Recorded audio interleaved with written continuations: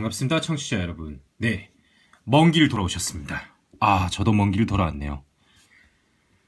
네, 제가 원래 이 화면을 녹화를 깔끔하게 해다가 지금 이렇게 녹화한 장면을 유튜브에 찍어서 유튜브에 다시 그 동영상을 업로드하는 것을 원칙으로 하고 있습니다.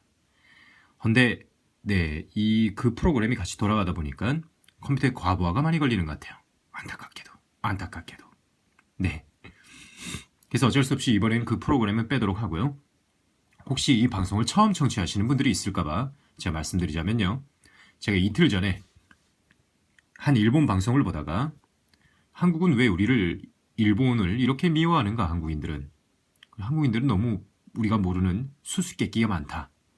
우리가 서로 이해를 해야 앞으로 이렇게 가까운 이웃관계에 더 잘 지낼 수 있을 거 아니냐라는 일본인들의 문제의식에 따라 한국 특집편, 한국의 수수께끼 편이 2015년 6월 5일자로 방송이 된 것이 있습니다. 근데 이 방송을 보니 방송의 기본 취지인, 이 방송이 원래 가지고 있던 취지인 한국을 이해하고 사이좋게 지내자라는 취지와는 다르게 방송사나 언론사의 악마적 편집에 의해서 한국인들이 일본을 싫어하는 이유가, 또는 한국인들이 일본을 탐탁치 않게 생각하는 어떤 측면에서의 이유가 완전 한국인들이 비상식적이고 몰상식해서 그러한 것이 마냥 묘사가 되어 있는 점들이 다분히 많이 들어있었습니다. 우리는 이것을 언론의 악마적 편집이라고 하죠. 예를 들어 지난 방송에서 제가 이야기를 했는데요. 네, 강지형님, 네, 페이스북 페이지로 올렸습니다. 안타깝게도 제가 원래 댓글 화면을 이쪽에 조성을 하려고 했으나 지금 하지 못하고 있기 때문에 이렇게 방송을 하고 있습니다. 제가 처음 방송을 들으시는 분이 있을까봐 취지부터 다시 방송 취지 내용을 말씀드린 점 다시 한번 양해 말씀드립니다. 네, 다시 한번 말씀드리면 예를 들어 한국인들이 일본의 특정인들을, 일반적인 게 아니죠, 이게. 싫어하는 이유는 그들이 사과를 했으나 행동이 일치하지 않는 것, 즉 언행 일치가 되지 않기 때문에 우리가 굉장히 많은 불만을 줄곧 표현을 해왔죠. 그들이 전쟁 때 저희들에게 굉장히 많은 순환과 치욕과 수탈을 했음에도 불구하고 지금까지 우리는 올바르게 사과를 하지 않았다라고 합니다. 하지만 이 방송에서는 어떻게 이야기를 하느냐, 고이즈미 총리도 사과를 했고 아베 총리도 사과를 했다. 수많은 국제회의에 가서, 회담에 가서 사과를 했다. 근데 대체 언제까지 얼마나 더 사과를 하란 말이냐, 한국인들아, 라는 게 이 방송의 끝입니다. 근데 우리는 왜 그분들에게 자꾸 사과를 너희들은 아직 충분히 하지 않았으니 더 사과를 하라고 요구를 하는 거죠? 우리는 왜 그러죠? 네, 다들 잘 아시는 것과 같이 그분들은 그렇게 사과를 했다라는 표면적 언행 이외에도, 위에도 행으로 보았을 때는 줄곧 야스쿠니 신사를 참배한다든지 전쟁의 범죄자들을 모시고 있는 신사죠. 또는 모든 국제 스포츠 경기와 같은 곳에서 일본의 그 깃발을, 네, 우길승천기라고 하죠. 들고 등장을 나타나고 있는 그런 모습들이 줄곧 연출이 된다는 겁니다. 그리고 태평양 정전 당시 포로들을 수용했던 수용소를 세계문화유산에 등재하고자 하거나, 이 방송에서는 우리가 그러한 이유로 한국인들이 당신들의 사과를 아직까지 충분히 받아들이지 못하고 있다라는 점이 다뤄졌으면 좋았을 텐데, 그래야 진정한 서로의 대화이고 이해가 되는데 그러한 점들은 악마적 편집으로 쏙 빼버린 것이 이 방송의 가장 큰 특징이고, 그러한 이유로 저는 이것이 정당하게 한국에 알려지고, 그리고 저는 저의 일본 친구들에게도 이 방송에 대해서 반드시 토론을 할 예정입니다. 자, 그리고 지금 현재 길룡아, 형 이거는 거식이다. 생방송이에요, 생방송 지금. 너 휴대폰으로 보고 있냐? 네, 라이크 눌러줄게. 네, 강지용님도 라이크 눌러드리겠습니다. 은숙 누나 휴대폰이 안 좋아서 네, 거시기 한가 보군요. 네, 죄송합니다. 네, 지금 다들 인터넷이 이렇게 하는데 지금 워낙 많은 시스템이 돌아가다 보니 조금씩 다 어려움이 있는 것 같습니다. 자, 그러면 본격적으로 한국에 대해서 일본인들이 수수께끼로 생각하는 두 번째 핵심 과제, 재벌에 대해서 얘기해 보도록 하겠습니다. 알 것 같은데 모를 것 같은 한국의 두 번째 비밀. 한국의 비밀에 대해서 작년 12월이었죠? 네, 2014년 10일이었죠?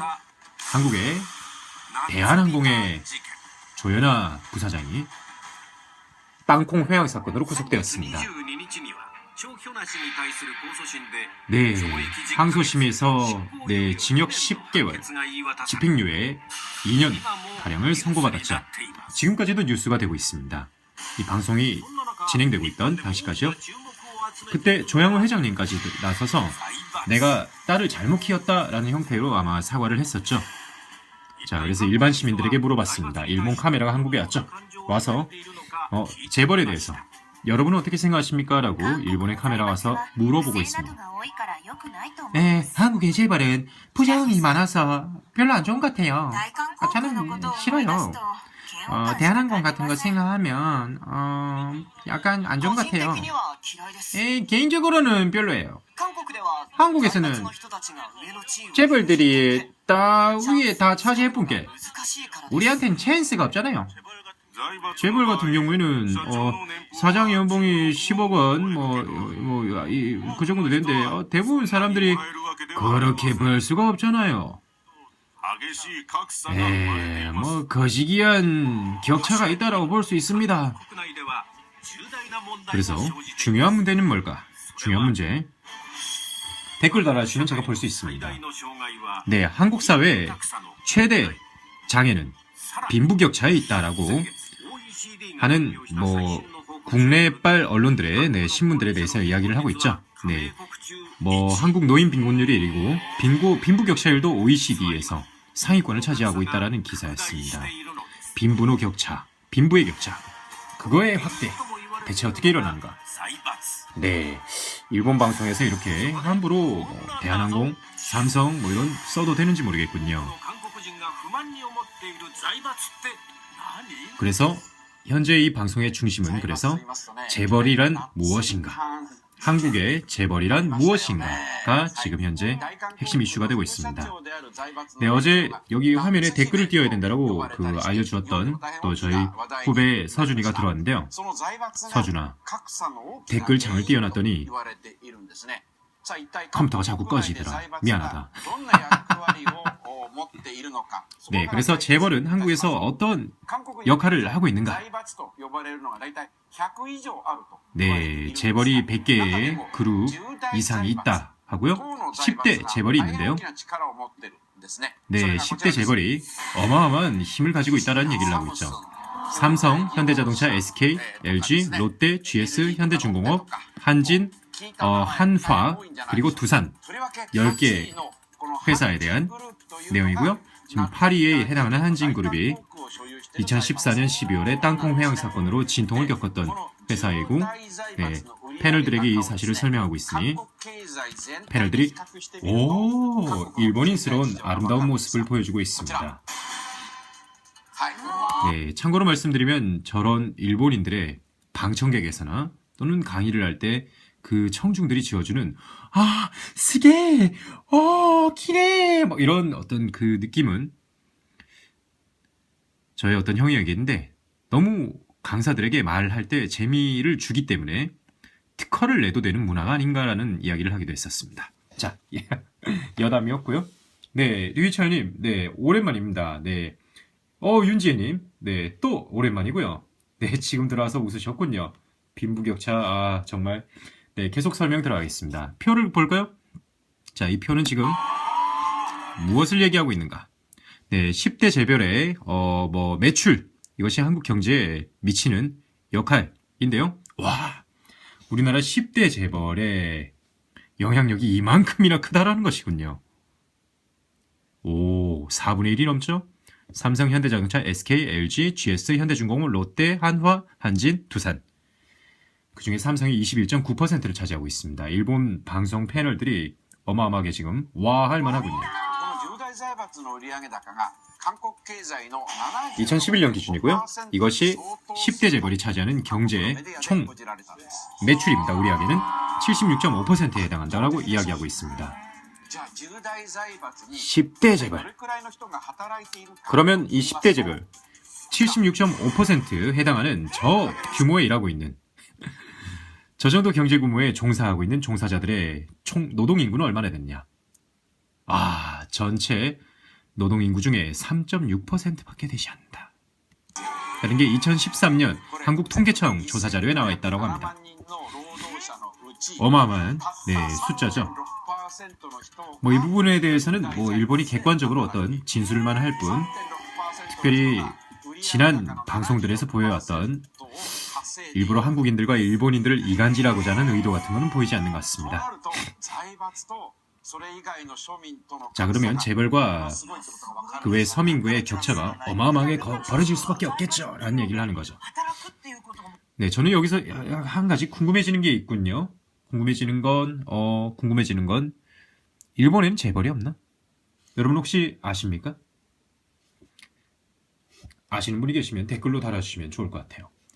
일본에도 토요타나 미쓰비시나 이런 예를 들면은 NTT 도코모라든지 이런 회사들은 재벌이라고 봐야 되는 게 아닌가라는 생각이 들긴 하는데, 혹시 일본 분들이 어떤 답을 주실지 어떨지 한번 얘기 들어보도록 하겠습니다.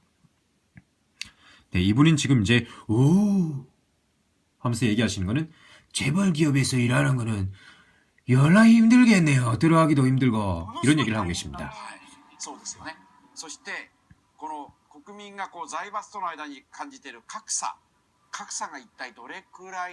네, 그러면 격차, 그 격차라는 건 대체 구체적으로 어느 정도인가? 한국인들의 2013년 기준이죠. 평균 연봉은 340만 엔. 네, 일본의 평균 연봉은 414만 엔. 그렇게 큰 차이가 나지 않습니다.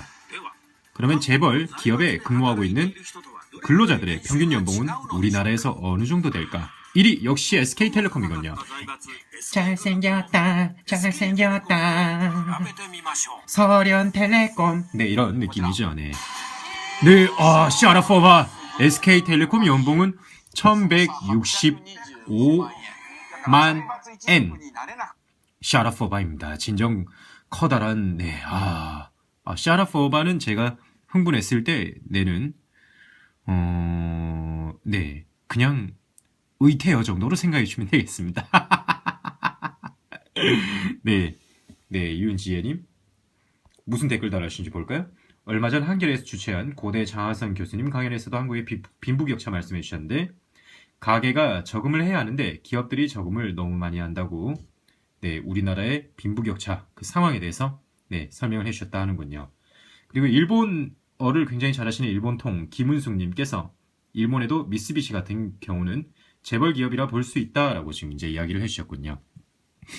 근데 이제 미쓰비시가 재벌 기업이라고 볼 수 있다라는 김은숙님의 의견이 지금 저희 페이스북 댓글에 달렸는데요. 이 부분에 대해서 제가 그냥 간단하게 생각나는 게 있는데, 제가 일본의 역사적 인물 중에 가장 존경하는 사람 중에 한 사람이 사카모토 료마라는 분이십니다. 일본의 이제 고치현에서 나고 자라신 것 같은데요. 그 지역에서 이제 사실은 다판, 일본에서는 그 당시 다른 지역으로 가려면 지금 개념으로 보자면 여권 같은 게 필요했어요. 네, 그것을 했을 때 일본의 그 한의 관리로서, 그 지방의 관리로서 사카모토 료마를 쫓아다니고 잡으러 다녔던 신생구미라고 하는 그런 유사한 일종인데요. 그 중에 한 사람이 야타로라는 이름의 인물이었습니다. 그 야타로라는 인물은 굉장히 성심이 곱고, 그리고 또 이제 어렸을 때 사건 사고도 많이 일으키는 분이었는데요. 결국에는 이제 그 당시에 일본의 어떤 개혁에 정치적인 동참을 하지 않고 난 나중에 돈을 많이 벌겠다, 그래서 사카모토 료마를 잡으러 다녔던 분입니다. 몇 차례 대결을 하려고 하다가 너무 검투로는 격차를 느껴서 대결까지 가지는 않았던 것 같아요. 그 야타로라는 인물이 미쓰비시의 창업자입니다. 이건 그냥 제가 알고 있는 스토리입니다.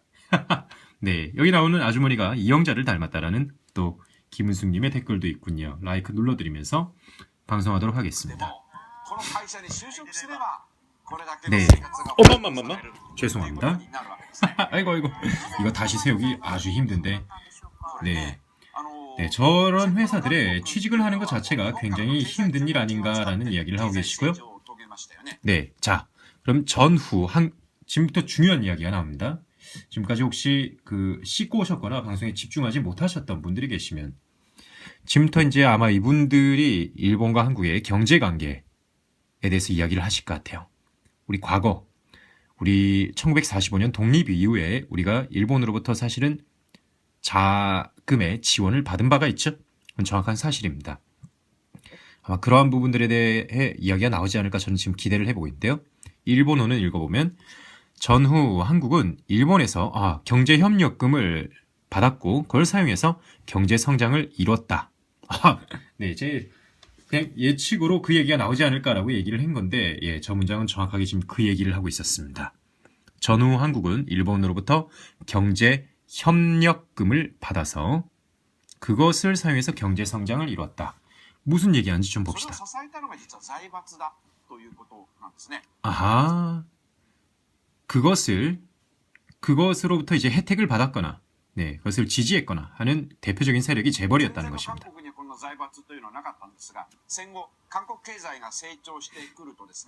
네, 전쟁 후에 한국의 경제가 성장하면서, 네, 군사 독재 정권이 또 역시 들어섰었죠. 그래서 이제 군사 독재 정권이 들어섰을 때 그 정치가들 주변에 늘어서서 정치가 이렇게 하면 되나요? 정치가 주변에 늘어서서 경제적 이득을 취해왔던 것이 재벌이고 그리고 이 정치인들이 받았던 돈은 일본 돈이었다라는 논리를 일본 돈 받았고 그 다음 정치인들이 받았고 그걸 재벌한테 줬다라는 이야기를 지금 하고 있는 겁니다. 유튜브가 아래쪽에 광고를 띄우셨군요. 네, 먹고 사셔야죠. 네. 맘마마. 이게 왜 뒤로 들어간지 모르겠군요. 자, 죄송합니다. 자자.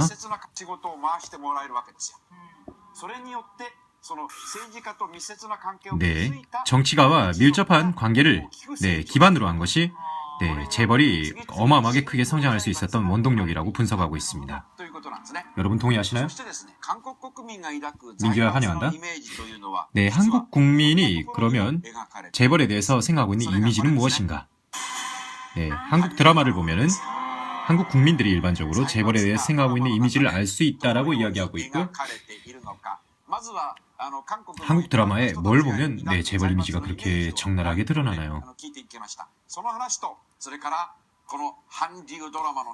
살짝 이건 돌려보도록 할까요? 재벌은 아무거나 할 수 있는 거 아닌가요? 아무런 고생도 안 하고 돈이 많았어요. 정말 부러워요. 네라는 요새 정말 난폭한 일도 많이 하고 그래서 정말 싫어요 라는 얘기를 하고 계신 세 분이었습니다. 네. 자, 그러한 재벌들은 실제 한국의 드라마에서는 어떻게 그려지고 있는가? 이런 솔직히 이거 여기까지 하나요? 이거는 저희 아니죠. 이건 네, 일본인들이 지금 일본인들이 지금 현재 이 영상을 공유하면서 하고 있는 이야기는 잘 아시겠죠? 일반 한국인들이 재벌에 대해서 어떻게 생각하는지를 한류 드라마를 보면은 대강 우리가 추측해 볼 수 있다라는 근거로서 영상을 제시하고 있는 거고요. 아마 이 정도 수준의 부를 누리고 있겠지만 이 정도 수준의 어떤 황족 수준의 생활을 하는 사람들은 얼마나 있을까 또 이런 생각도 저는 들기도 하는군요. 제가 10초씩 건너뛰고 있습니다. 이건 약간 지루한 파트라고 저는 생각되고요. 저는 이제 본인의 사택으로 패션 아티스트들을 초대해서 패션쇼를 열고 집 안에서 쇼핑을 하고 있는 장면입니다. 이런 일을 하고 있다. 이것이 이제 재벌들이 한국의 재벌이라는 그룹이 그 그룹 안에 속해 있는 가족들이 그들의 막강한 경제를 통해서 누리고 있는 혜택의 현실이다라는 것이죠. 네. 일본인들이 생각할 때는 네, 한예슬 씨 나오네요. 청소한 꼬라지 학원은 마음에 안 들어. 객실장 바꿔. 네, 한예슬 씨. 한예슬 씨는 저렇게 생겼는데 왜 재벌집에서 태어나지 못했는지라는 또 생각이 들기도 하는군요. 네. 일단 이건 넘기겠습니다. 네, 저러한 드라마 속에서 그려졌던 그런 재벌의 이미지, 현실화된 의인화된 신격의 의인화된 형태로서 조연아 씨가 등장하는 거다라는 형식으로 이제 조연아 씨의 마지막 사진을 제시해 주었고요. 뭐 부끄럽다는 건지 모르겠습니다. 네, 저렇게 이제 잘하니까 이런 땅콩 공주가 태어나고 잘하는 거 아닌가라는 이야기를 하고요. 네, 저렇게 어른이 되어서까지도 잘못한 거에 대해서 본인이 충분히 처리를 하지 못하고 아파가 나왔어요. 아파가 미안합니다 라고 사과를 한다라고 일본 언론에서 지금 현재 보도하고 있습니다. 자, 그러면 실제 정말 일본의 재벌 가족들은 어디에서 어떻게 살고 있을까? 네. 어느 동네를 제시해 줄까요? 여러분 다 예측되시나요? 네, 저는 삼청동 또는 한남동 뭐 이쪽일 거라고 생각합니다. 네, 북창동이군요. 성북구 삼청동. 네, 아마 여기 돌아다니면서 네, 뭐 롯데그룹 회장의 뭐 그렇군요. 네, 동생이 여기 살고 있는 SK그룹의 친족이 살고 있는 네, 집이라고 하고요. 네, 현대백화점의 명예회장 댁이 여기 있다라는 얘기를 하고 있습니다. 여러분 이 동네 가보셨나요? 저는 한 번씩 네, 차를 타고 지나간 본 적이 있습니다. 평창동이죠? 네, 한진 그룹의 회장님 사택도 보이고요. 1층에는 갤러리가 있습니다. 자, 왜 재벌 그룹들이 여기 성북동에 이렇게 모여 살고 있는가에 대해서 지금 이제 분석을 시작했습니다. Why? 네, 이 빨간 점은 청와대였기 때문이다. 그래서 한국의 경제 성장이라는 것은 전형적인 정경유착에 따른 성장이었다라는 것을 주장하고 있죠. 동의합니다. 네, 이영자 아주머니께서 일본판 이영자 아주머니께서 굉장히 적극적인 리액션으로서 MC들을 즐겁게 해주고 계시죠. 우리 흑누님 화장하신 또 누님께서도 늘 다양한 의견을 개진해주고 계십니다. 이 누님은 눈을 지나치게 거시기 하신 게 혹시 아닌가라는 생각이 또 들어서 우려가 되기도 하고요. SK2 화장품을 많이 쓰셔야 될 것 같은 생각이 듭니다.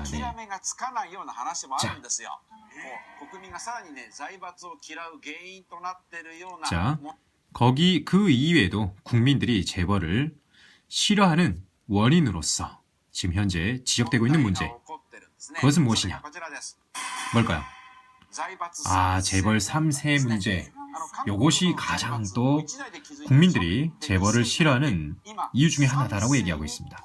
3세 경영진으로 경영체제가 전환되면서 한국 사회에서는 현재 어떠한 일이 일어나고 있는가? 이건 아까 봤던 건데 왜 또 나온지 모르겠습니다. 네, 유튜브가 또 돈을 벌기 위해서 이런 광고를 제시하고 있습니다. 옥반식품 나왔으니 여러분 그냥 기억만 살짝 해주시고요.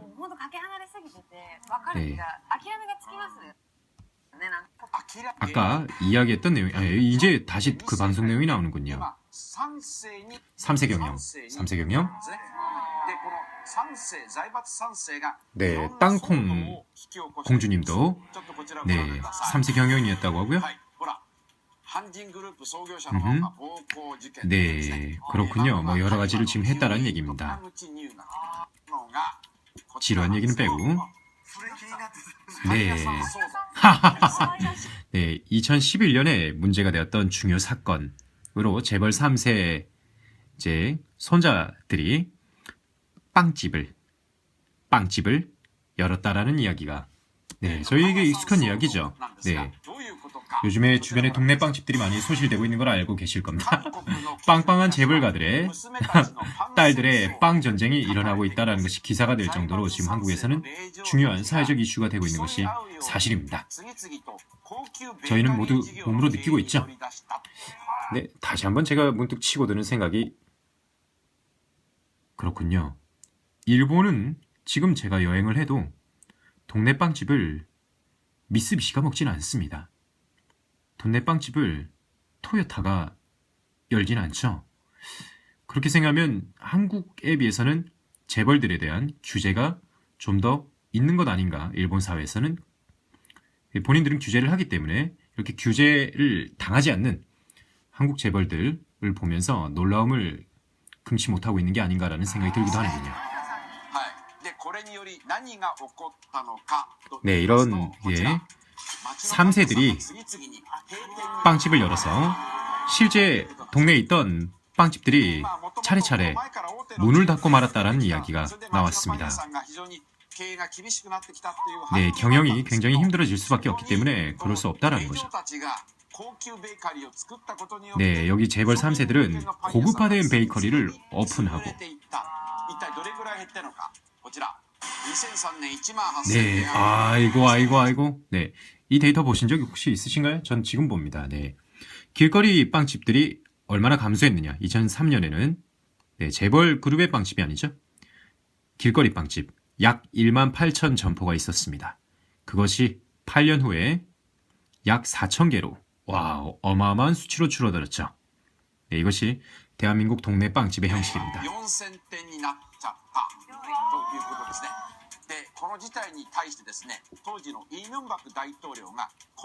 그래서 이제 이러한 일 때문에 네, 이명박 대통령이 재벌 2, 3세 또 그들이 취미로 할지 모르겠지만 실제로 빵집을 경영하고 있는 사람들에게는 생존과 관련한 문제이기 때문에 취미로 그런 거 좀 하지 마라 라고 저런 이야기를 하셨군요. 네. 네. 이야기를 했다고 하니까 부정하고 싶지 않습니다. 네. 내 인생의 가장 큰 스승은 어머니라고 말씀드리고 싶습니다. 하면서 어머니. 네. 그분이 저런 얘기를 하셨다니 참 대단하군요. 네. 네, 2011년에 네. 롯데그룹의 찬손윤 씨가 네, 오픈한 고급 프랑스 베이커리, 네, 그리고 이제 고급 아줌마들, 그리고 고급 종업원들, 그리고 신세계의 네, 눈재진 아주머니가 네, 오픈하신 네, 고급 빵집, 네, 고급 베이커리, 이제 네, 삼성의 눈 안 재진 아주머니께서 오픈하신 네, 고급 빵집, 고급 베이커리 이렇게 있는 것 같습니다. 네. 네. 딸들의 빵 전쟁. 표현이 정말 좋군요. 자, 이에 대해서 이명박 대통령이 어떤 커멘트를 했다 어쨌다 하는데요. 네. 실제 우리 동네 빵집에 사장님들의 의견을 또 취재를 했나 보군요. 네, 동네 빵집 덴마크. 네, 한국의 동네 빵집인데 이름은 상호명이 덴마크입니다. 네. 네, 빵 장인이 된 지 25년이나 되시는 분. 우리나라에도 빵 장인이 계셨군요. 그 사람들은 일단은 얼빠 크게 스파 같은 거 오픈해가지고 눈높이죠. 예전에는 개인 경영하는 데들이 좀 있었는데 이제는 그런 것들 다 쫓아내 삐십니다. 개인 경영하는 것보다 그런 데서 경영하는 게 훨씬 더 경쟁력이 있지 않겠습니까? 네, 매출이 어마어마하게 감소를 하니까 스태프들을 고용도 할 수 없게 되고 그러다 보니 혼자 경영을 할 수밖에 없게 되는 동네 빵집의 악순환이 있다는 것이죠. 네, 좀 전에 이제 저분은 그래서 그런 드라마가 만들어지는 거군요 라는 얘기를 하고 있고요. だけどただでさえ儲かってお金がある財閥がわざわざやらなくてもいいじゃないか. 네, 뭐 그냥 살아도 돈 많은 재벌들이 왜 굳이 저런 걸 하는지 모르겠다. 한 이야기를 하고 계십니다.